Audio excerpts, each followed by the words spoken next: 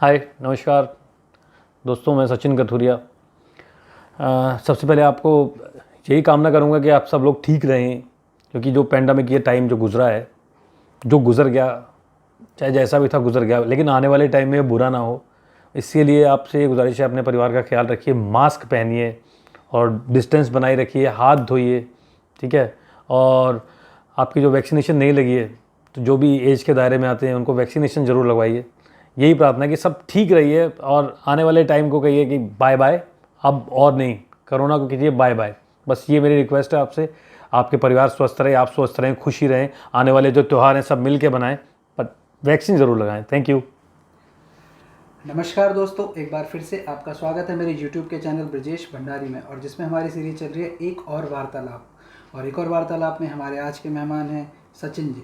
सचिन जी के बारे में आपको ये बता दूं, ये टीवी फिल्मों के जाने माने एक्टर हैं और थिएटर एक्टर भी हैं, थिएटर में भी काम करते हैं और कई सारी फिल्मों में भी काम कर चुके हैं, जिनकी अभी रिसेंटली एक फिल्म आई थी राधे, उसमें भी इन्होंने काम किया था।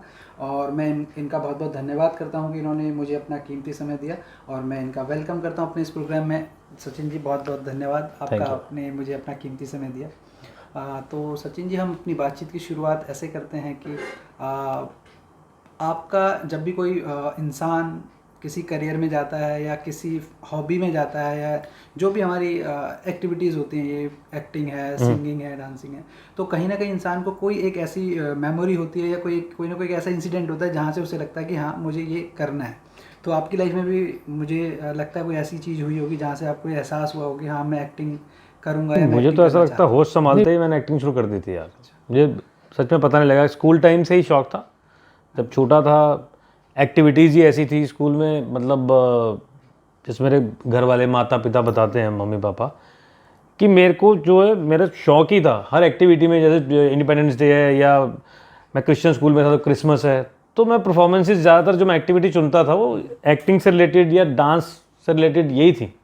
तो यहाँ से शौक़ पड़ा। फिर स्कूल में जब थोड़ी और ऊंचे स्टैंडर्ड में आया तो फिर थिएटर की तरफ हुआ, तो थिएटर करता था। फिर मैं खुद ही चीट करता था, प्लेस देखता था जो, तो उसमें मेन कैरेक्टर अपना लिखता था और बाकी सबका लिखता था, दोस्तों का, और खुद ही उसको बनाता था और स्किट पेश कर देता था स्कूल में।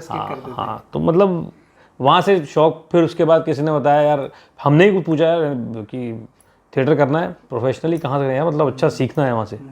तो ये अच्छी हमारी किस्मत है कि हम दिल्ली में रहे हैं। तो NSD सबका सपना होता है एक एक्टर्स का कि यार वहाँ, लेकिन एडमिशन के बारे में बोला जाए तो फिर हम वहाँ गए तो बोला ये तो छोटे बच्चों के लिए नहीं है भैया, ये बड़े बड़ों के लिए है, और इसमें पहले पढ़ो, ग्रेजुएट करो, उसके बाद। तो हमने कहा भैया हम तो अभी बहुत दूर की बात है, छोड़ सकते नहीं थे, लेकिन फिर भी रास्ता मिल गया अपने आप। ऊपर वाले ने चाहा था, माँ सरस्वती की कृपा से अच्छे अच्छे ग्रुप्स मिल गए। सौरभ शुक्ला सर थे, तो हम छोटे होते थे सिर्फ रिहर्सल देखते थे। NSD के बाहर भी थिएटर ग्रुप्स लोग रिहर्सल करते थे अपने अपने, तो हमें ये था कि हम जाके देखें, वही अच्छा लगता था। फिर छोटे छोटे रोल मिले बैक स्टेज पे, बड़े बड़े लोग करते थे, हम क्या थे, हम तो स्टेज पे उनके सामने कुछ भी नहीं थे। तो बस ये शुरुआत थी, बाकी कहानी बहुत बड़ी है। तो ये तो बड़ी अच्छी बात है कि आपने मतलब अपने आप को आइडेंटिफाई करा कि आपको क्या पसंद है और फिर उसी राह पे चल दिए। बिल्कुल। तो मैं अगर ये पूछूं कि आपको जब आपने दिल्ली में थिएटर करा, तो थिएटर एक ऐसी विधा है, वो मतलब करने में और सोचने में, देखने में तो बड़ी आसान लगती है, पर जब हम उसे करने जाते हैं तो वो बहुत टफ है। तो उस हिसाब से आपने कब, आप किस थिएटर ग्रुप के साथ जुड़े और कैसे आपके अंदर वो मोटिवेशन आया कि हाँ मैं ये करूँ, किस तरीके से आप वो थिएटर ग्रुप के साथ जुड़े? मैं तो भाई प्ले देखने जाता था, मतलब पहले छोटा था तो लेके कौन जाए। एक बार फादर लेके गए सर्वे करने के लिए कि देख कहाँ होगा तेरा एडमिशन, कहाँ होता है, क्या होता है। तो बस एक बार उन्होंने दिखा दिया, वो ले आए।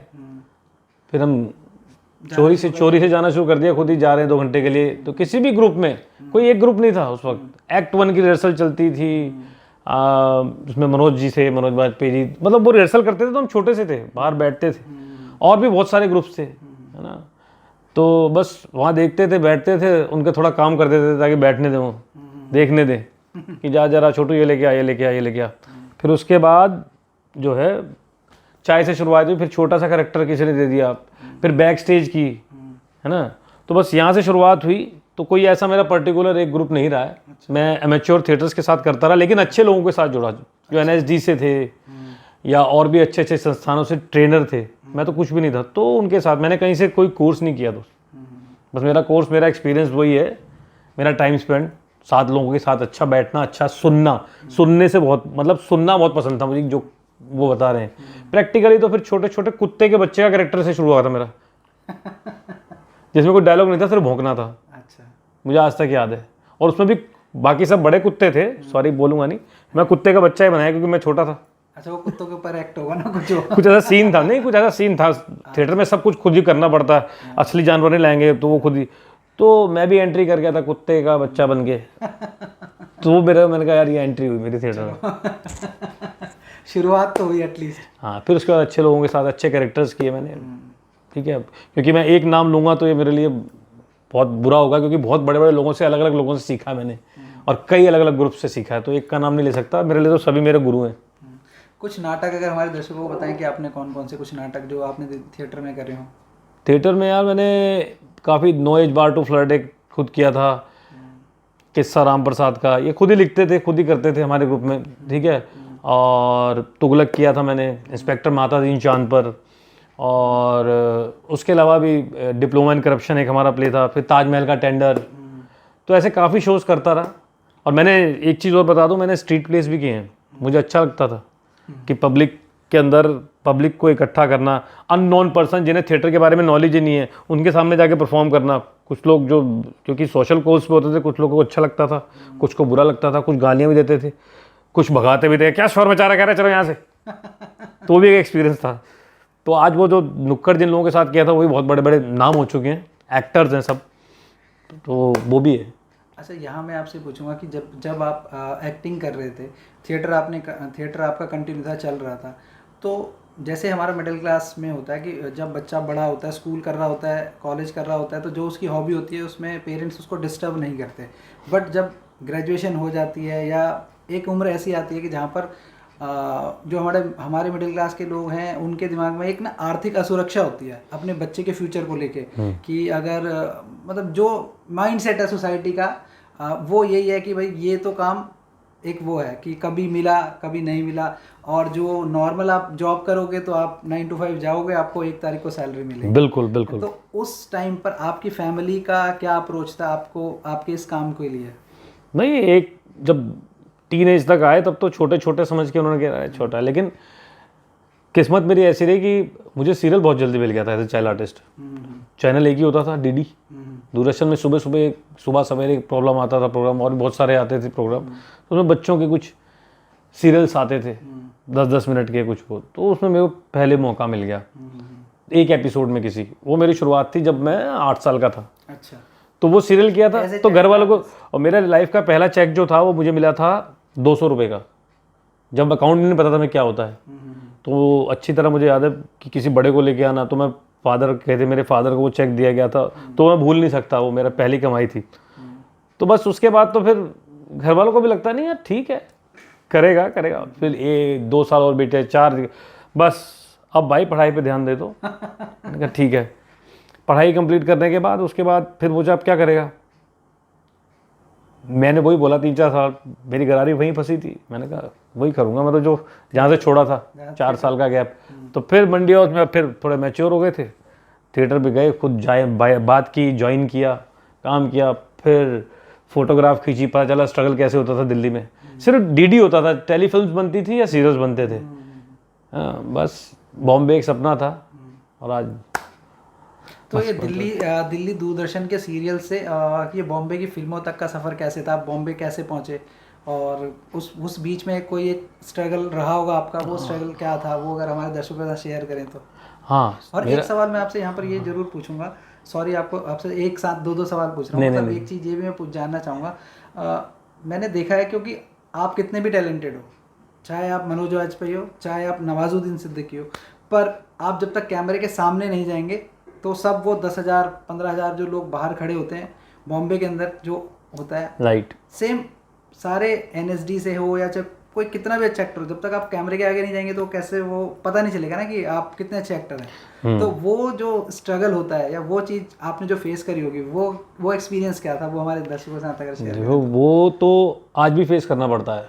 मतलब आप कास्ट होने, आजकल एक प्रोसीजर चल गया है कास्टिंग डायरेक्टर्स, है ना, वो खुद ढूंढते हैं, वो खुद सर्च करते हैं, और एक माध्यम बन गया मोबाइल, किसी को भी ढूंढना बहुत आसान है ना, ढूंढ लेते हैं। तो उससे काफ़ी कास्टिंग में चेंजेस आए हैं। वो अननेसेसरी आपको नहीं वेस्ट करेंगे, नहीं बुलाएंगे, है ना। आप अगर आपका जो फ्लेवर, आपका काम देख के इस टाइप का करेक्टर उनको चाहिए, तो वो मर्ज करते हैं फोटोग्राफ से, फिर उसके बाद फिर बुलाते हैं, और फिर ऑडिशन सेल्फ टेस्ट मंगाते हैं, है ना, फिर एक टाइम दे के बाकायदा। लेकिन एक टाइम ऐसा था जब ये व्हाट्सएप नहीं था, तो हम खुद गए थे बॉम्बे में कि कैसे होता है स्ट्रगल यार, 5-6 दिन के लिए घूम के आते हैं। तो फिर देखा ये वो ऑफिस है, ये उसका ऑफिस है, अच्छा ये क्या, तो 10 या 15 फोटो स्टेट करवा के अपना बायोडाटा कंप्यूटर से किसी से टाइप करवा के कैसे होता है, और फोटोग्राफ्स की ये बड़ी बड़ी 3-3, 4-4 फोटोग्राफ्स खिंचवा के, और वो फोटो स्टेपल करके डोर टू डोर दे के आते थे हर चैनल पे। अब बाद में धीरे धीरे पता लगा वो बोरा भर के वो लोग जला देते थे, क्योंकि लाखों लोग, अब हर कोई वहाँ पे अमिताभ बच्चन, शाहरुख खान बनने जाता है, लेकिन उसके पीछे की जो स्ट्रगल है वो बहुत मुश्किल है, बहुत स्ट्रगल सबने की है ना। बनने के बाद जब किसी का डाउनफॉल आता है तब भी स्ट्रगल उसकी ज़्यादा रहती है, और वो बन जाता है जो उसको मेंटेन करने के लिए। तो अब क्या है कि काम मिलना शुरू हुआ। मेरी फिल्म दिल्ली में ही मुझे पहले अच्छा काम मिला था, जिसका नाम था, फिल्म थी विक्की डॉनर। अच्छा, विक्की डॉनर, हाँ, दिल्ली में शूट हुई थी वो। तो वो कास्ट उसमें एक करेक्टर के लिए मुझे किया गया था, जासूस का, मतलब अन्नू कपूर जी मुझे हायर करते हैं। तो वहाँ से मुंबई का रास्ता थोड़ा सा, वो एक काम देख के दूसरे में काम मिला, फिर तीसरे में मिला, फिर हमने अप्रोच किया, ठीक है ना, मेल करते रहे, क्योंकि वीडियोज़ आ गई थी हमारे पास जब तक, तो वीडियोज़ को भेजते रहे। फिर अपने आप लोग अप्रोच करते करते सुजीत दा ने फिर मेरे को एक ऐड दी, सुजीत सरकार जो डायरेक्टर थे सैमसंग की, क्योंकि मैं दिल्ली था उस वक्त। फिर दिल्ली में काम किया, तो फिर जो भी आता था दिल्ली में प्रोड्यूसर डायरेक्टर बोलते थे, यार आप तो मुंबई आओ, मुंबई आओ। कहना तो उनका था मुंबई आओ, कैसे आओ, तो ठीक है। लेकिन कोशिश की, रास्ता बनता चला गया। बड़े सीनियर्स ने बहुत पुश किया, साथ दिया कि हमारे पास आके रह जाना यार, 2-4 दिन किसी के पास रह लिए। तो वहाँ से शुरुआत हुई। फिर मैंने जॉली LLB की फर्स्ट वाली, वो भी दिल्ली में की थी। तो दिल्ली में रह के आसान ये हो गया कि बहुत सारे शूट्स यहाँ होने लग गए थे, तो ये बेनिफिट मिल गया हमें। मुंबई खुद यहाँ चल के आ गया, शायद हमें लेने आया था, या हमारे जैसे बहुत सारे लोगों को मौका देने, तो इसके लिए तो थैंक गॉड, है ना। लेकिन मुंबई में स्ट्रगल रहा, डोर टू डोर हम भी गए हैं। अब नहीं जाते डोर टू डोर, क्योंकि अब सब जानते हैं। अगर बाई अब सिर्फ कास्टिंग डायरेक्टर से मिलते हैं तो वो कहते हैं, अरे सर आप कैसे, तो मतलब ऐसा थोड़ा आसान हो गया लोगों के लिए। हाँ, बिल्कुल बिल्कुल। अच्छा, यहाँ मैं आपसे एक बात ये पूछना चाहूँगा कि जब भी मैंने आपकी फिल्म तलवार भी देखी है, आपने उसमें आपका गजेंद्र जी के साथ, हाँ, स्मॉल सर के साथ आपका रोल था, और राधे में भी आपका रोल था, और कई मैंने आपकी फिल्में देखी हैं। तो मैं आपसे यहाँ पे ये पूछना चाहूँगा कि जब हम थिएटर कर रहे होते हैं या कोई सीरियल कर रहे होते हैं, तो ये चीज़ आपके माइंड में चलती है कि ये जो सामने मेरे खड़ा हुआ है या जो एक्टर है वो इतना बड़ा एक्टर है, या फिर जब कैमरा ऑन होता है तो सब कुछ नॉर्मल हो जाता है? नहीं, टचवुड, भगवान की बहुत बड़ी कृपा रही है कि मुझे एजिटेशन रही नहीं कभी। मैं कैरेक्टर, मैं अपना कैरेक्टर देखता हूँ। हाँ, नहीं, रिस्पेक्ट है उन लोगों की, बड़े सीनियर हैं, वो ज़्यादा नॉलेजेबल है, रिस्पेक्ट है। बस ये होता था अगर कुछ गलत करेंगे भी तो बता तो देंगे ना यार कि ये कर रहे हो, तो उससे भी सीखने को मिलेगा। लेकिन एजिटेशन नहीं हुई, टचवुड। मतलब ऊपर वाले ने इतना साथ दिया कि घबराए नहीं कभी। जब कैमरा ऑन हुआ तो सब नॉर्मल है, सब एक सब normal, switch on switch off हो जाता है। मेरे साथ ऐसा है, स्विच ऑन स्विच ऑफ। पहले से सोचता हूँ कैरेक्टर के लिए, और अब इतनी हिम्मत हो गई थोड़ी सी कि कह देता हूँ, सर आप ऐसे कैरेक्टर बोल रहे हो, मैं ऐसे भी करके दिखा सकता हूँ, बताओ।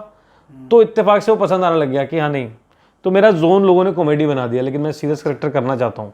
हाँ, वो तो है। ये बात तो मैं बहुत सारे लोगों से सुनता भी हूँ, और बहुत सारे मैं खुद भी महसूस करता हूँ, क्योंकि जो कलाकार है, कोई हीरो नहीं होता, कोई कॉमेडियन नहीं होता, कोई विलन नहीं होता, या कोई साइड एक्टर नहीं होता। सबसे पहले तो वो एक्टर होता है ना, उसको जो रोल मिलेगा, जो लाइन्स मिलेंगी, वो तो वही उसको निभाएगा। तो ये जो कास्ट टाइप कर देते हैं ना, ये चीज़ थोड़ा गलत है। उसे वर्सेटैलिटी कहते हैं, कि हम चाहते हैं कि हम वर्सेटाइल एक्टर बने, मतलब हर तरीके के किरदार अपने बखूबी निभा पाएं। लेकिन सामने वाले को अप्रोच ही ऐसा होता है दिमाग के अंदर, हमारी फिल्म एक बन चुकी होती है, एक पिक्चर की, यार कॉमेडी है, कॉमेडी एक बार ट्राई करके तो देखो। लेकिन मैंने किए, सीरियस भी कैरेक्टर किए, बहुत अच्छे किए, और लोगों ने सराहा भी। है ना। तो ऐसा कुछ नहीं है। अब सब में ट्राई करते हैं मुझे, अब सब में ट्राई करते हैं, लेकिन फाइनल कॉमेडी में ही करते हैं। अच्छा, फाइनल कॉमेडी में ही करते हैं। नहीं, ट्राई करते हैं, नहीं देते भी हैं। नहीं लेना चाहता ना। हाँ, नहीं रिस्क नहीं है, ऐसा नहीं है। मैंने कई प्रोजेक्ट किए हैं जिसमें मैंने सीरियस किए हैं। अभी सांड की एक फिल्म थी, उसमें कोई कॉमेडी नहीं थी मेरी, सीरियस ही था उसमें। वो सिचुएशनल कॉमेडी अगर कुछ हुई हो तो हुई होगी कि माँ ने जो है बंदूक तान दी बेटे के ऊपर ही, भाई इतने सारे बच्चे हैं, अगर एक चला भी जाएगा तो कोई फर्क नहीं पड़ता, लड़कियों को आगे बढ़ने दे, कुछ ऐसा सीन था। तो उसमें कोई कॉमेडी नहीं थी इसमें, वो सिचुएशनल था, सिचुएशनल ही ऐसा था। तो बस बात कही। अच्छा, कुछ आपके जो आपको यादगार रोल हो, अगर हमारे दर्शकों के साथ शेयर करें, कोई आपके फिल्म या कोई ऐसे कैरेक्टर हो जो आपको लगता हो कि हाँ आप यादगार है? सबसे बढ़िया तो मैं बता ही रहा हूँ, जो मेरा पहला ब्रेक है, मुझे भूलना नहीं चाहिए फिल्म में, वो यही थी, विक्की डोनर। तो विक्की डोनर का मैंने जो सीन दिया था, तो सुजीत दा ने बोला कि यार बस यही चाहिए, क्योंकि आजकल ड्रामा नहीं चलता, नेचुरल चलता है मामला, सिर्फ जो आप जैसे हम बात कर रहे हैं। तो मुझे बताया गया था कैरेक्टर का डिस्क्रिप्शन है, ये इश्तिहार वाला, जैसे कि अपनी जासूसी करवा लो, दिल्ली 6 का उस टाइप का एक जासूस है, छोटा मोटा डिटेक्टिव किसी का भी करवा लो, मतलब रिश्ते करवाते हैं वैसे वाले, कि लड़की वालों का पता करके कर, तो इस टाइप का है। और अन्नू कपूर को डोनर चाहिए, कैसा डोनर क्या हो वो मुझे बताते हैं, मुझे भी नहीं पता डोनर कि ऐसा बंदा है ये, इसको ढूंढ, इसके बारे में सारी इन्फॉर्मेशन, बस ये वही है। तो उस टाइप का कैरेक्टर था जो जैसे मैंने किया, तो अच्छा लगा, क्योंकि मैं दिल्ली का हूँ, टचवुड, और स्टोरी दिल्ली की थी, तो वो अच्छा लगा। तो मुझे कुछ चेंज करने के लिए नहीं कहा गया, बहुत अच्छा रहा। तो अन्नू कपूर जी जैसे सीनियर है, तो जब उनका शॉट लिया गया तो मैं बैठा था क्यों देने के लिए, मेरे पे कैमरा नहीं था, तो उनको मज़ा आया, गिव एंड टेक, इम्प्रोवाइज भी हुआ।